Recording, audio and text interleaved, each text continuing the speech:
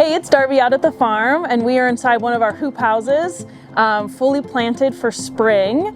And while you might not have a hoop house in your backyard or at your apartment, there's definitely ways that you can grow this summer and produce your own food. So some popular ones that are great for both container gardens, porch pots, or if you have a small in-ground space, will be lettuces. We have some red leaf lettuce, green leaf, pop choy.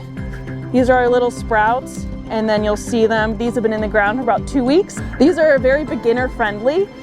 When you go to start your garden, there's gonna be some things that you're gonna wanna think about. So you're gonna be looking at your space in terms of how much sun do you have. Most plants require full sun, so that could be upwards of 8 hours a day.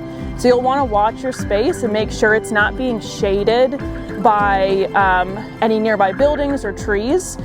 If you have lower light spaces, something other than lettuce will actually do quite well, but you're gonna struggle with something like a tomato. So you'll have to grow for the space that you have in terms of sun requirements. You're also going to think about your soil.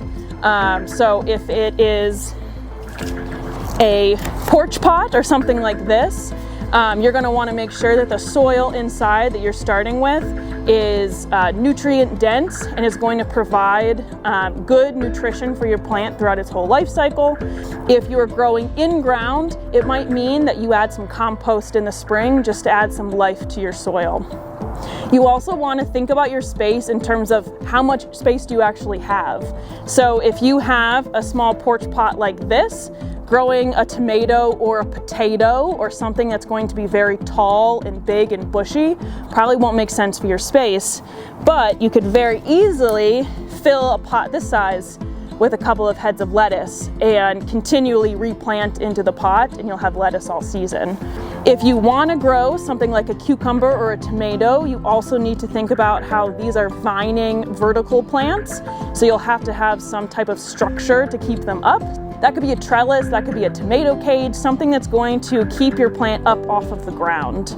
You're also going to want to think about irrigation, so how you're watering the plant.